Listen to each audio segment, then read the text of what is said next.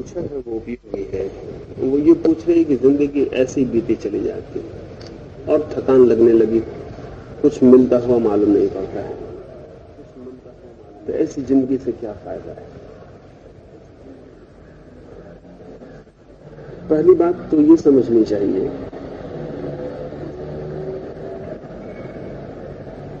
कि जो हमें मिल गया है उसका हमें पता नहीं चलता। जिंदगी खुद इतनी बड़ी चीज है जो हमें मुफ्त मिल गई है, लेकिन उसके लिए हमारे मन में कोई धन्यवाद ही नहीं। हम कहते हैं और कुछ मिलना चाहिए। अगर और कुछ भी मिल जाएगा तो उसके लिए हमारे मन में धन्यवाद बंद हो जाएगा, हम कहेंगे और कुछ मिलना चाहिए। जिंदगी इतनी बड़ी चीज है जो हमें मिली, और जिंदगी इतनी असंभव चीज है जो हमें मिली। कोई 2 अरब सूरज, 2 अरब सूरजों पर इतने ही अरब पृथ्वियां हैं उन सूरजों की, और इस एक छोटी सी पृथ्वी पर अभी जीवन है। ये न होता तब तो बड़ा सहज था मामला, ये है, ये बहुत ही आश्चर्यजनक है। इस पृथ्वी पर भी करोड़ों प्रकार की योनियां हैं, उनमें भी अकेले मनुष्य को थोड़ा सा बोध है। बोधपूर्ण जीवन अकेले मनुष्य के पास है। ये इतनी बड़ी घटना है जीवन का होना और चेतना का होना, लेकिन हम कहते हैं कि जीवन बेकार मालूम पड़ता है क्योंकि कुछ और मिलता है। इसमें पहली भूल तो ये हो रही कि हम जीवन इतनी बड़ी घटना, जीवन मिल गया है, इससे ज्यादा और मिलने को हो भी क्या सकता है। होना भी इतनी बड़ी बात है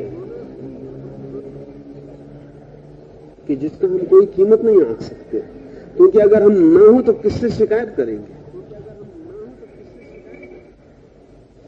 और अगर हम ना हो तो हम कैसे रोक सकते हैं ना होने को। लेकिन हम हो सके हैं, इतना अद्भुत मिरेकल घट गया है, लेकिन उस पर हमारी कोई नजर ही नहीं। तुम कुत्ता नहीं हो, बिल्ली नहीं हो, चूहा नहीं हो, आदमी हो, पत्थर नहीं हो, और तुम्हारे भीतर चेतना है। लेकिन ये 2 कौड़ी की बातें हमारे लिए। हम कहते हैं कि जीवन बेकार है क्योंकि हमें कुछ और चाहिए। क्या चाहिए तुम्हें? इतनी बड़ी चीज जब तुम्हें बेकार लग रही है तो तुम्हें कुछ भी मिल जाए तो बेकार लगेगा। यानी तुम्हारे सोचने का, मापदंड करने का ढंग ही गलत है। तुम्हें कुछ भी मिल जाए तुम कहोगे कि बेकार है। तो पहली तो बात यह कि जीवन की धन्यता को अनुभव करना जरूरी है अगर आनंदित होना हो। जो मिल गया है वो क्या है इसे पहचानना जरूरी है। लेकिन मनुष्य के मन की बुनियादी भूल यह है कि जो है वो हमें दिखाई नहीं पड़ता। एक अंधे आदमी को पता चलता है कि आंख होती तो कितना आनंद होता, आंख वाले को कभी पता नहीं चलता कि क्या आनंद।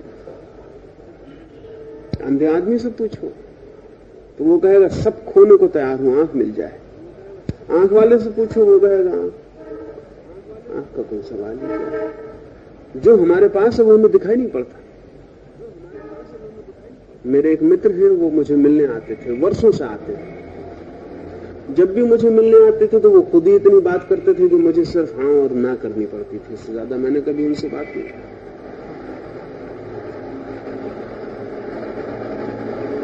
इधर वो बहरे हो गए, इस बार आए तो बहुत रोने लगे, कहने लगे कि मैं बहरा हो गया। तो मैंने कहा इसमें रोने की क्या बात है, तुम सदा से बहरे थे, तुमने कब किसको सुना था? तुम तो बोलते थे, तुम बोल तो अब भी सकते हो। रह गई हाँ ना की बात, तो मुझे कभी कभी हाँ ना कहना था, वो मैं लिख के हाँ ना बता दूंगा। तो मुझे तो सुनने का कोई सवाल न था। उन्होंने कहा अब मुझे लगता है कि मैं चूक गया आपको सुनने से। तो मैंने कहा तुम्हारे पास कान होते तो तुम्हें कभी भी ना लगता। जो हमारे पास है वो हमें दिखाई नहीं पड़ रहा है, जो हमारे पास नहीं है उसका हम हिसाब लगाए बैठे, और जो हमारे पास है वो इतना है कि जो हमारे पास नहीं है उसका हिसाब लगाना ही ना समझिए, उसका कोई मूल्य नहीं। कठिनाई ये है कि जो मिला हुआ है वो टेकन फॉर ग्रांटेड हो जाता है, वो है ही, उसकी कोई बात ही नहीं करनी है। लेकिन हमारा कोई दावा है इस दुनिया पर कि हमें ये मिलना ही चाहिए। मुझे अगर मेरी आंखें कल चली जाएं तो मैं किससे शिकायत करूंगा?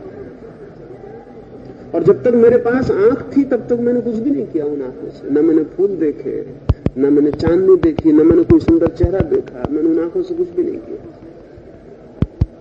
जब तक मेरे पास कान है तब तक न मैंने सितार सुनी, न मैंने पक्षियों के गीत सुने, न मैंने कोई सुनने योग्य बात सुनी। जब कान खो गए तब मैं बैठ कर रोऊंगा, जब आंख चली जाएगी तब मैं रोऊंगा। और जिंदगी जब तक है तब तक कर क्या रहे हैं हम? जिंदगी का क्या कर रहे हैं? तो इसमें पहली बात तो ये समझ लेना कि अगर तुमने ये कहा कि जिंदगी बेकार चली जा रही है और कुछ की मांग अगर तुमने बना ली तो तुम मुश्किल में पड़ जाओगे। पहली बात। दूसरी बात ये ध्यान में रखना जरूरी है कि जिंदगी कोई ऐसी चीज नहीं है कि वहां कोई बना बनाया आनंद कहीं रखा है कि तुम जाओगे और तुम्हें मिल जाएगा। ये सारे दुनिया के धर्मों में गलतफहमी आदमी को पैदा की है। उन्होंने एक रेडीमेड मोक्ष और एक बना हुआ आनंद जिसे कहीं रखा हुआ है, कोई सत्य, हम किसी दरवाजे की चाबी खोलेंगे और भीतर खजाना मिल जाएगा, कि आनंद कहीं है जहां से हम चूक रहे हैं। रास्ता मिल जाए तो हम अभी जाके आनंद को पालें। ये बिल्कुल ही भ्रांत बात है। आनंद, मुक्ति, रहस्य, सत्य कुछ भी कहीं तैयार रखा हुआ नहीं। तुम कैसे जीते हो उस जीने से ही वो सृजित होता है, उसी से वो निर्मित होता है। आनंद कोई ऐसी चीज नहीं है कि एक दिन मैं अचानक पाऊंगा और आनंद एक जगह पहुंच जाऊंगा जहां आनंद का न। आनंद तो कदम कदम पर है, श्वास श्वास पर है कि मैं कैसे जी रहा हूं। और अगर मैं प्रत्येक पल आनंद में जीता चला गया तो एक दिन मैं पाऊंगा कि इतना इकट्ठा हो गया है कि अब सिवाय अनुग्रह के और कुछ भी शेष नहीं। किसको धन्यवाद दूं, उसको खोजना पड़ेगा। किसी गुरु के पास जा रहे हैं, कोई चाबी बता दे, कोई मेथड बता दे, कोई रास्ता बता दे जिससे हम गुजर जाएं और बस आनंद पर पहुंच जाएं। और मजा ये है कि प्रतिपल चूकते चले जा रहे हैं। आनंद का मतलब है आनंदपूर्ण ढंग से जीना। आनंद जो है वो डायनेमिक बात है, स्टैटिक नहीं है, वो निरंतर गति है। जैसे एक आदमी साइकिल चला रहा है, वो जितनी देर चला रहा है साइकिल चल रही है। अब वो आदमी बैठ जाए उतर के, वो कहे कि मुझे साइकिल चलाना खोजना है। कहाँ है साइकिल चलाना? कहाँ मिलेगा मुझे जहां की साइकिल चलाना मैं पालू? हम उससे कहेंगे तुम पागल हो, चलाओ तो साइकिल चलेगी, मत चलाओ बैठे रहो तो कहीं भी नहीं है साइकिल चलाना। कहीं रखा हुआ नहीं, किसी पैकेट में बंद, जहां तुम जाओगे वो खरीद लाओ, तुम चलाओ। आनंद जो है वो कहीं रखा हुआ नहीं। लेकिन सारे धर्मों ने, सब गुरुओं ने एक बड़ी भ्रांत धारणा हमारे मन में बिठा दी कि कहीं रखा हुआ है, किसी को मिल गया और किसी को नहीं मिला है। मैं तुमसे ये कहना चाहता हूं कि पल पल आनंद से जियो, और पल पल आनंद से जीने का ख्याल आ जाए तो जरूर एक दिन इतना आनंद तुम्हारे भीतर इकट्ठा होता चला जाएगा कि उसका हिसाब लगाना मुश्किल हो जाए। लेकिन पल पल तो हम दुख से जिएंगे, ये भी एक दुख पालेंगे कि हमको अभी आनंद नहीं मिला हुआ, ये भी एक दुख पालते चले जाएंगे। पल पल हम दुख से जिएंगे और दुखी होने की आदत बन जाएगी और फिर हम आनंद खोजेंगे। आनंद कहां मिलने वाला है? उल्टा काम कर रहे हैं। कौन सी चीज में सुख ले रही हो? सुख लेने की बहुत चीजें, हम किसी चीज में सुख नहीं ले पाते, बल्कि जिस चीज में भी सुख मिल सकता उसमें भी दुख ले लेते। अगर एक सुंदर आंख मुझे दिखाई पड़ती है, एक सुंदर चेहरा दिखाई पड़ता है, एक सुंदर फूल दिखाई पड़ता है, सुंदर फूल को देख के मैं ये दुख ले लेता हूं कि मेरी बगिया में नहीं खिला हुआ है। ये बड़ा मजे की बात है। फूल खिला था और उससे मैं आनंदित हो सकता था, और 2 श्वासें मेरी फूल की सुगंध से सुगंधित हो सकती थी। लेकिन वो फूल जिससे मैं सुख ले सकता था सिर्फ दुख दिया मुझे, और मैं ये भाव लेके गया कि अपने पास कोई बगिया नहीं, कब अपने पास बगिया होगी, कब अपना फूल खिलेगा। सब के बगिया में फूल खिल गए, हम मरे जा रहे हैं। वो फूल जिसने कि तुम्हें कोई दुख देने का कारण न था, वो तुम दुख लेके चले। हम 24 घंटे हर चीज से दुख इकट्ठा कर रहे हैं, फिर हम चिल्लाते हैं कि हम बड़े दुखी हो गए हैं, जीवन से थक गए हैं। कोई जिम्मेवार नहीं। जिम्मेवार हम। अगर थक गए हो तो गलत ढंग से चल रहे हो, अगर ऊब गए हो तो गलत ढंग से जी रहे हो, अगर दुखी हो गए तो दुख इकट्ठा कर रहे हो।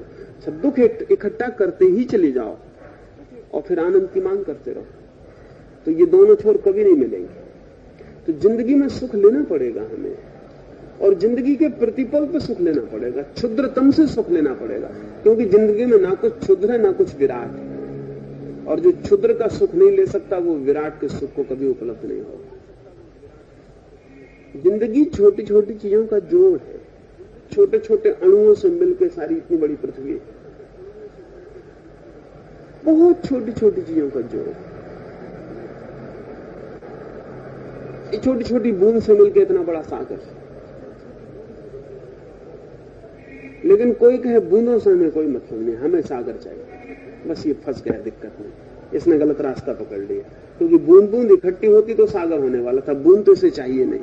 जब तुम भोजन कर रहे हो तब तुम आनंद से कर रहे हो, जब तुम कपड़े पहन रहे हो तब आनंद से पहन रहे हो, जब तुम मित्र से मिल रहे हो तब तुम आनंद से मिल रहे हो, जब तुम किसी को प्रेम कर रहे हो तब आनंद से कर रहे हो, जब तुमने चांद की तरफ देखा है तो तुमने कोई आनंद लिया, जब फूल मिला तो तुमने कुछ आनंद लिया, जब 2 घड़ी तुम्हें शांति की मिली, कोई काम न रहा तो तुम अपने सोफे पर आंख बंद करके विश्राम किए।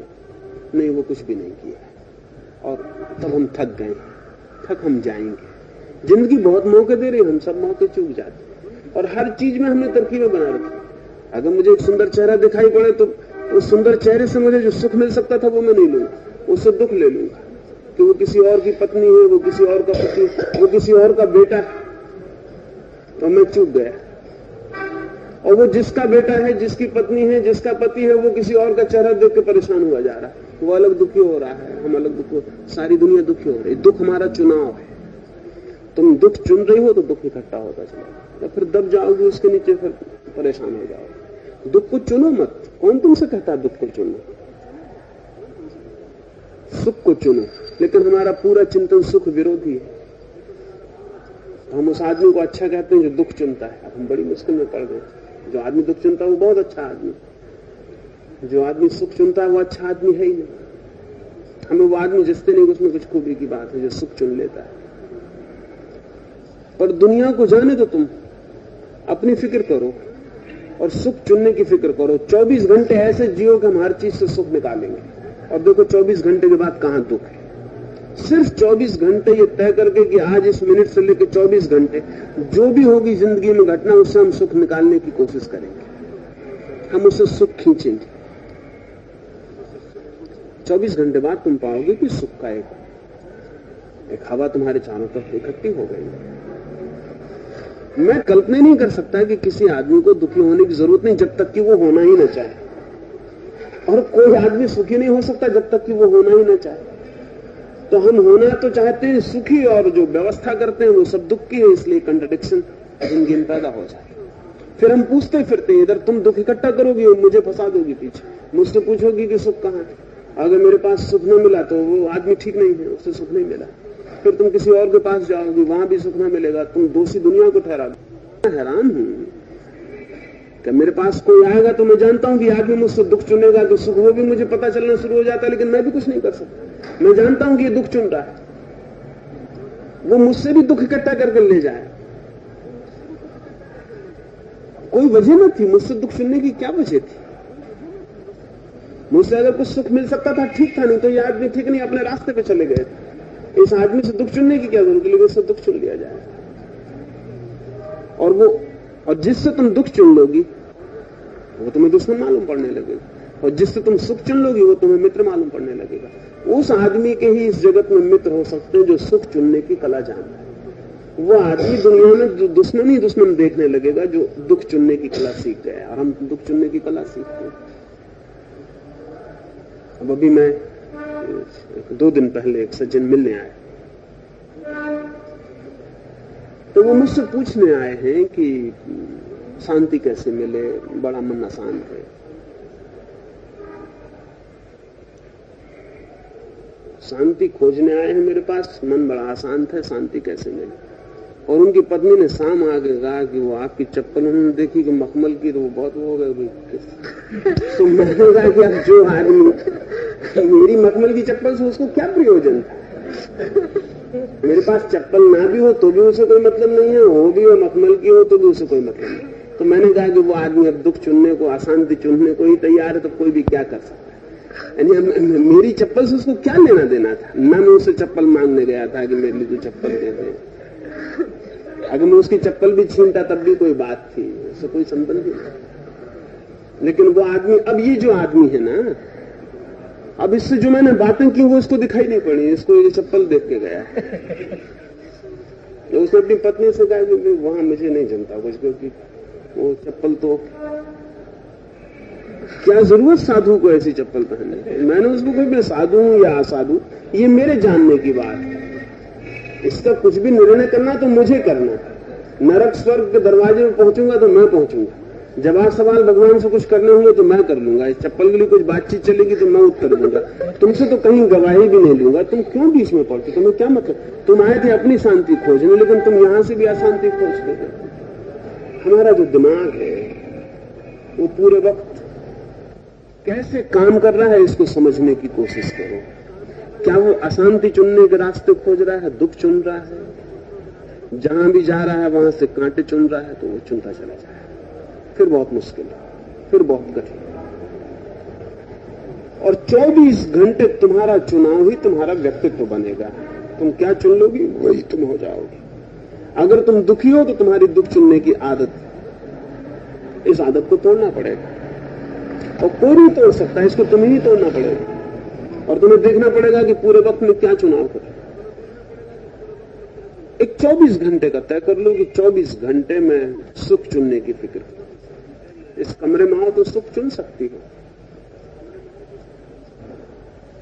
किसी व्यक्ति से मिलो तो सुख चुन सकती हो। सुख के बहुत द्वार हैं, जितने द्वार सुख के हैं उतने ही द्वार दुख के। अब हम किस तरफ खोलते हैं ये हम पे निर्भर है सदा। और जब तुम जिंदगी में सुख के ही द्वार खोलने में समर्थ हो जाते हो कि हर जगह सुख का द्वार खोल लेते हो, हर जगह, तो अंत में जीवन के जो इतना सुख तुम पर बरस पड़ता है। ये सारे सुख की वर्षा ही तुम्हें अंततः, जिसको तुम आनंद कहो, मोक्ष कहो, उसमें तुम्हें ले जाती है। एक उमर खयाम ने मजाक में एक बात की, उसने तो सब कुछ मजाक में कहा है, और दुनिया में जो बहुत गंभीर लोग हुए हैं उन्होंने सारी बातें मजाक में कही हैं। बंद करो ये शराब पीना, और अगर बंद नहीं की तो स्वर्ग चूक जाओगे। तुम्हें शायद पता नहीं कि स्वर्ग में शराब के चश्मे बहते हैं, झरने बहते हैं। तो उमर खयाम ने कहा कि बस बहुत ही अच्छा हुआ तुमने ये और बता दिया, मैं उसी का अभ्यास कर रहा हूं। और तुम ध्यान रहो, जब हम दोनों स्वर्ग के चश्मे पे पहुंचेंगे तो मेरा तो शराब पीने का अभ्यास रहेगा, तुम्हारा बिल्कुल नहीं रह जाएगा। तुम बड़ी मुश्किल में पड़ जाओगे। तुम पियोगे कैसे? जिसने कुल्हड़ में नहीं पिया वो झरने में कैसे पिएगा? तो उमर खयाम ने कहा मैं तो कुल्हड़ में पीता रहूंगा, ताकि अभ्यास बना रहा है, अभ्यास बढ़ाता चला जाऊंगा, ताकि जब पूरी नदी सामने आए तो ऐसा ना हो वो नदी पर खड़े रह जाए और पीने की सामर्थ्य न रहे। अब वो बात बिल्कुल ठीक ही कह रहा है। जिसने कुल्हड़ में सुख नहीं जाना वो विराट आनंद को कैसे जानेगा? जिसने क्षण में सुख नहीं जाना वो शाश्वत सुख को कैसे जानेगा? लेकिन अब तक हमें जो लॉजिक सिखाया गया वो उल्टा है। वो ये कहता है क्षण के सुख को छोड़ो, ये क्षणभंगुर सुख है, इसको छोड़ोगे तो तुमको स्थायी सुख मिलेगा। ये तर्क ठीक मालूम पड़ता है लेकिन बिल्कुल ही गलत है। जिसने क्षणभंगुर का भी सुख नहीं जाना वो स्थायी सुख को कैसे जान सकेगा? कुल्हड़ में शराब पीना जिसने सीखी है वो किसी दिन झरने की शराब में भी डूब सकता है। वो जो क्षण से सुख आ रहा है उसको लो। प्रत्येक क्षण में आने वाले सुख को लेते लेते लेते तुम्हारी वो क्षमता हो जाएगी कि तुम पूरे सागर में भी डूब सको। इसलिए मेरी दृष्टि अगर तुम्हें समझनी हो तो मैं क्षणवादी हूं, क्योंकि मैं मानता हूं कि क्षणवादी ही शाश्वत को उपलब्ध हो सकता है। मैं सुखवादी हूं क्योंकि मैं मानता हूं सुखवादी ही आनंद को उपलब्ध हो सकता है। और जिंदगी में कुछ भी त्याज्य नहीं है सिवाय दुख चुनने की प्रवृत्ति के, कुछ भी त्याज्य नहीं। और जो लोग त्याग करते फिरते हैं वो उल्टे लोग हैं, वो दुख को ही चुनते फिरते हैं, वो दुख को चुनते फिरते। तो दुख को चुनो मत, और अगर चुनना है तो फिर पूरे मन से चुनो, फिर उसके लिए रो मत। ये मानो कि हमारा दुख ही चुना, तब फिर इसमें भी एक रस आएगा, फिर इसकी फिक्र छोड़ दे। फिर ये मत कहो कि हम थक गए, हम हार गए। हारोगी, थकोगी, क्योंकि दुख कैसे प्रफुल्लित रख सकता है।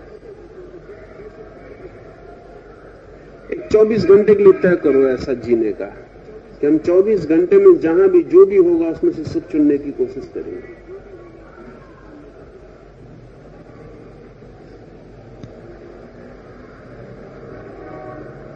ये जो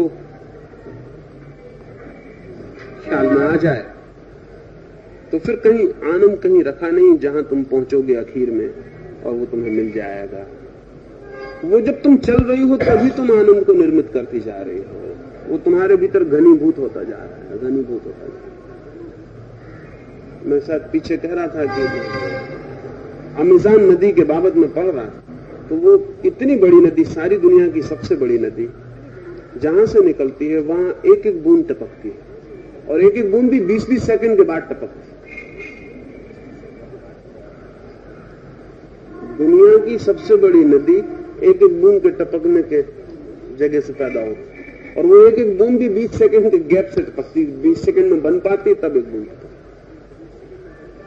बस जीवन का राज भी यही है। यहां अगर 20-20 सेकंड में एक एक बूंद सुख भी मिल जाए तो अमेज़न का आनंद उपलब्ध हो जाए, लेकिन तुम अगर बूंद के खिलाफ हो तो तुम जानो, फिर तुम्हें कभी आनंद उपलब्ध होने वाला नहीं। कोई आदमी हो सकता है वो कहे क्या ये बूंद का टपकना लगा रखा है, कहीं बूंद टपकाने से नदी बनने वाली। बंद करो ये सब, क्षणिक सुख बंद करो, शाश्वत की चाह करो। तर्क ठीक है, लेकिन सभी तर्क ठीक जो मालूम पड़ते हैं वस्तुतः ठीक नहीं होते। क्षण के पूरे सुख को भोगो, क्षण को इतना पी जाओ, इतना निचोड़ लो कि तो उसमें से कुछ शेष ही न रह जाए।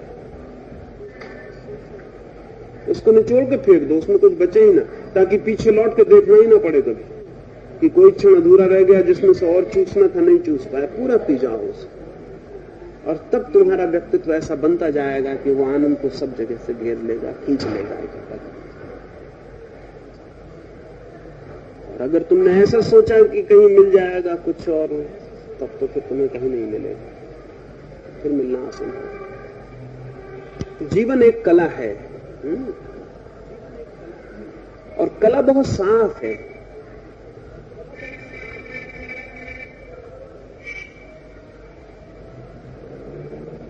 इसलिए ऐसा मत सोचना कभी कि अभी हम कैसे ही जिए, कोई तरकीब हाथ लग जाएगी और आनंद मिल जाएगा।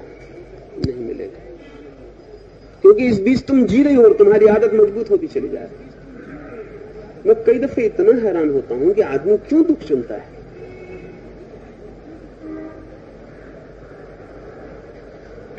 हम किसी के साथ 24 घंटे रहें तो हम सब तरह से दुख चुन लेंगे उससे।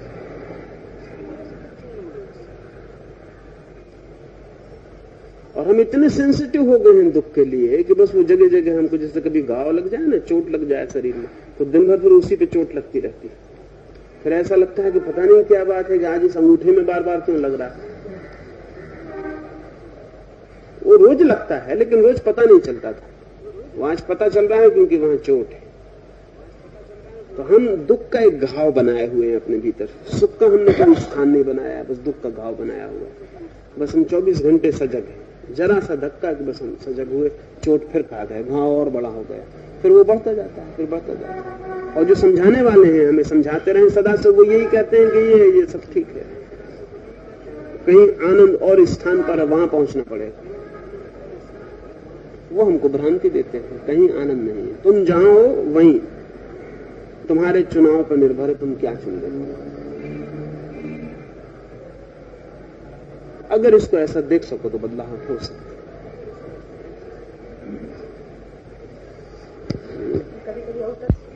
वो कभी ज्यादा नहीं होता। ये कहते हैं कभी कभी बाहर का जो दबाव है वो हमारी क्षमता से ज्यादा हो जाता, वो कभी नहीं होता। जिस दिन वो क्षमता से ज्यादा हो जाएगा तुम समाप्त हो जाओगे, उसी वक्त तुम बच नहीं सकते। वो सदा क्षमता के भीतर। असल में हमें अपनी क्षमता का भी कोई पता नहीं होता। लोग कहते हैं असहनीय दुख, कोई दुख असहनीय नहीं, तुम खत्म हो जाओगे, तुम बचोगे कैसे? सब दुख सहनीय है, नहीं तुम मिट ही जाओगे ना, बचोगे कैसे? असहनीय दुख जैसी कोई चीज होती नहीं। कहते हैं लोग कि बड़ा असहनीय दुख है, सह ना सकेंगे, लेकिन वो ये कह के भी सहे चले जा रहे हैं, ये भी सहने की तरकीब, ये भी वो इंसान कर रहे हैं सहने, ये कह के भी वो अपने मन को राजी कर रहे हैं सहने के लिए। आदमी की क्षमता बहुत अद्भुत है, बड़ी विराट। बाहर का कोई दबाव अगर असहनीय होगा तो तुम टूट ही जाओगे, तुम पूछने को भी नहीं बचोगे। इसलिए वो तो सवाल के बाहर है, यानी वैसा आदमी तो पूछने आएगा ही नहीं, उसकी तो बात ही खत्म हो गई। बाहर का दबाव कभी इतना ज्यादा नहीं कि तुम टूट जाओ, सब दबाव को झेल के तुम बच जाते। तो वो दबाव जितना बड़ा तुम देख रही हो उतना बड़ा नहीं, तुम उससे सदा बड़े हो। और वो दबाव जितना बड़ा हम देख रहे हैं वो भी हमारी कल्पना है, वो भी हमारी दुख चुनने की आदत है जिसकी वजह से हम दबाव देख रहे हैं। और जिंदगी के सदा दो पहलू, किस चीज को दबाव कहते हैं? जमीन पे तुम चलती हो, जमीन पूरे वक्त खींच रही तुम, हवा पूरे वक्त दबा रही तुम, का दबाव हवा डाल रही है तो जमीन कितने जोर से हमको खींच रही, तो हम शायद टिक के बैठ तो कैसे चले? इतना बड़ा दबाव चाहेंगे कैसे? तो मर जाएंगे। लेकिन जमीन पूरे वक्त खींच रही तुम और हवा पूरे वक्त दबा नहीं। कितनी हवा का भार है, 200 मील हवा की परतें वो पूरे वक्त दबा रही, इतनी बड़ी जमीन का ग्रेविटेशन पूरे वक्त खींच रहा है।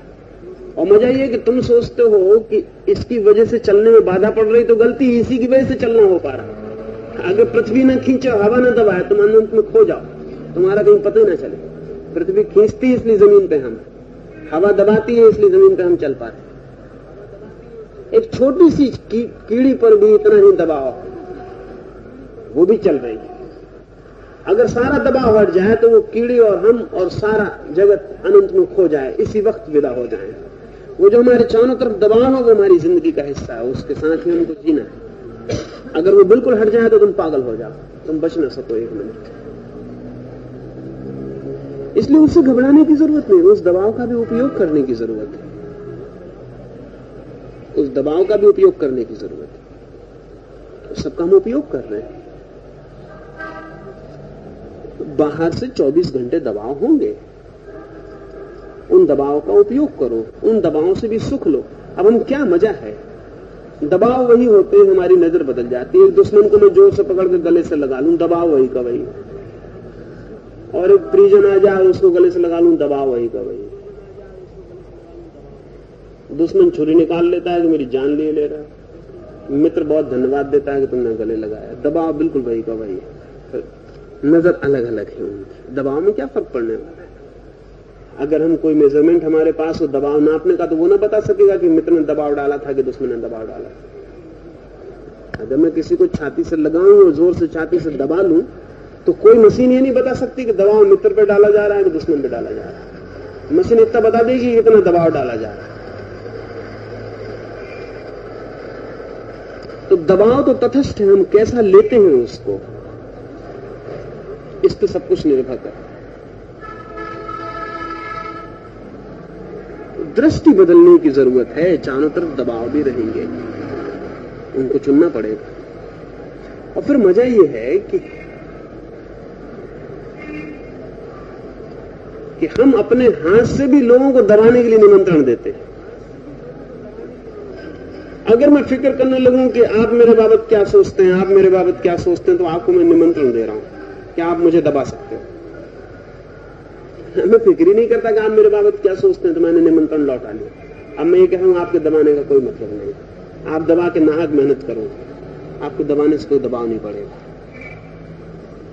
हम 24 घंटे निमंत्रण दे रहे हैं दबाव के लिए। हम कह रहे हैं फलां आदमी मेरे बाबत क्या सोचता है, हम इसका पता लगाते फिर रहे हैं। अब जब पता लग जाएगा तो दबाव पड़ना शुरू हो जाएगा। क्या जरूरत है कि हम फिक्र करें कि कौन आदमी तुम्हारे बाबत क्या सोचता है? इतना ही काफी है कि मैं अपने बाबत क्या सोचता हूं। तुम्हें भी क्या जरूरत कि तुम दूसरे के बाबत सोचो, क्योंकि जब तुम दूसरे के बाबत सोचना शुरू करते हो तब भी तुमने दबाव डालना शुरू कर दिया, फिर दबाव की प्रतिक्रिया भी होगी।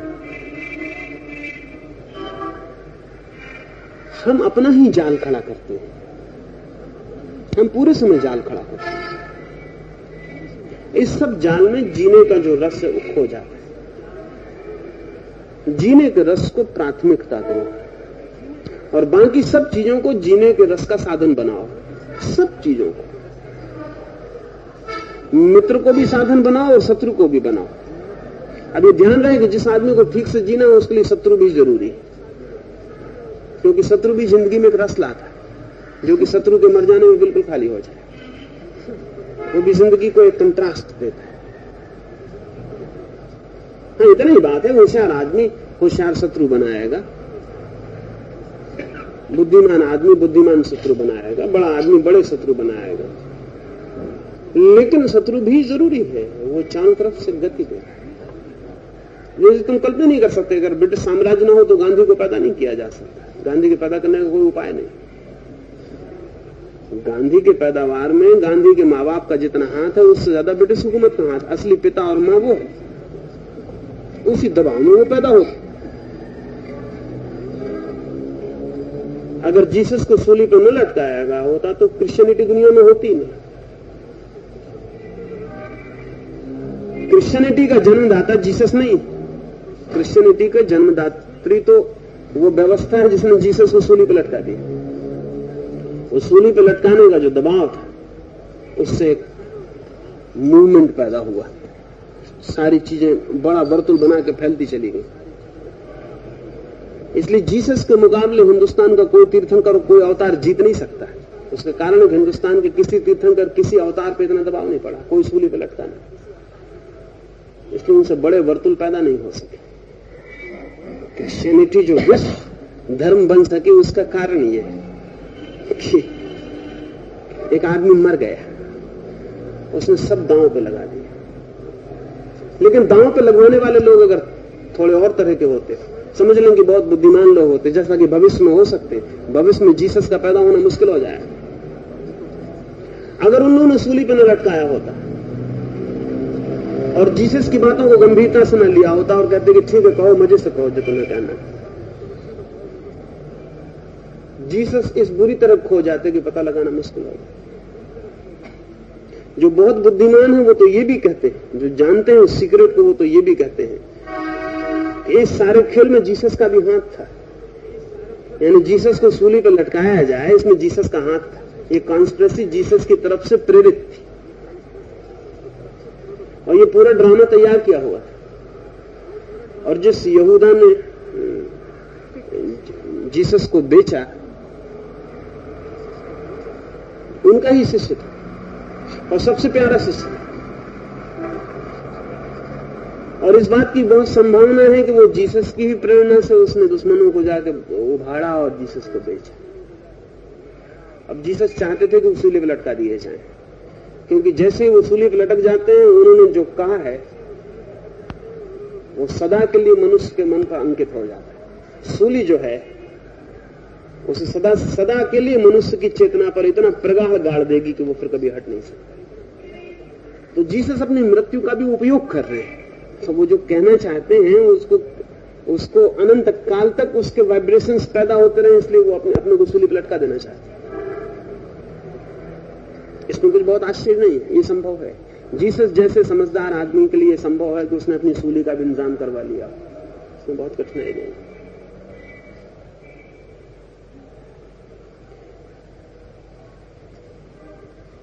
जो बाहर का दबाव है, जो हमें लगता है कि विपरीत है, उसका उपयोग करो, उस सबका उपयोग हो सकता है।